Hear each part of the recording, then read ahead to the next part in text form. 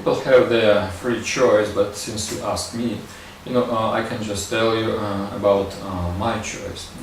My spiritual path started long ago from a very small and simple book by American author Richard Bach. The book was called Jonathan Livingston Seagull. It's a story. It's a short story actually, but it's very philosophical, and for me it was like a revelation.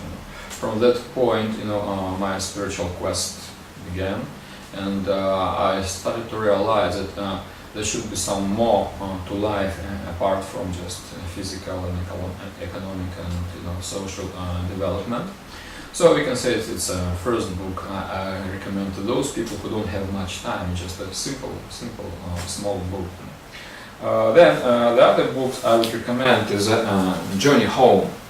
Journey Home is a book which was written by Radhanath Swami. Well, the name sounds Indian, but actually he's an American, Native American. But he joined, we can say, the spiritual tradition of India, Vedic tradition. But this book describes his spiritual seeking, his long way from America, through England, Europe, Turkey, some other Muslim countries, and then finally he arrived in India and spent there many years associating with different saintly people, and how he finally found his spiritual master and became, we can say, established person with a spiritual understanding and spiritual behavior.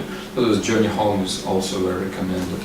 But the main book I would recommend is Bhagavad Gita as it is. This is a Dutch edition, I think, but there is English. Actually, there are Bhagavad Gitas on practically every language, in every language.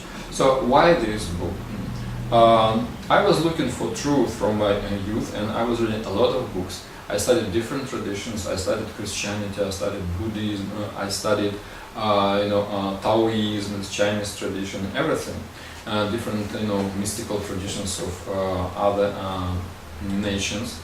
But when I came to Bhagavad Gita, it was absolutely amazing, because the knowledge I got from this book included whatever I knew before, but it gave me completely united picture of the world. So why Bhagavad Gita? Because Bhagavad Gita explains 5, we can say, categories from which our reality exists. First of all, it tells us about the control of the Creator, the source of all energy, God. Then it describes us as spiritual entities, we can say souls, and the manifestation of the soul is our consciousness.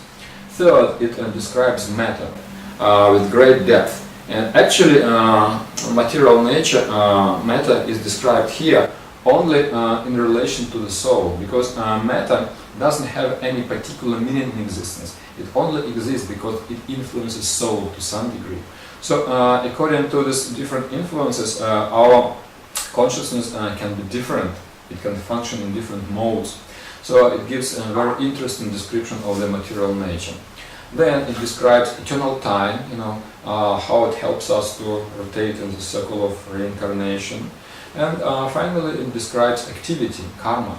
How our activity is influenced by these different modes of material nature, how we are developing in our life, and how these 5 ingredients, God, soul, matter, time, how they're interconnected in a very interesting way. So that book gave me a very holistic, we can say, understanding, quite clear. And that's why I would recommend not 3 books, you can just take 1, and this is the most important. But before you come to this one, you can read some other more, we can say, simple book, which brings you to the higher truths.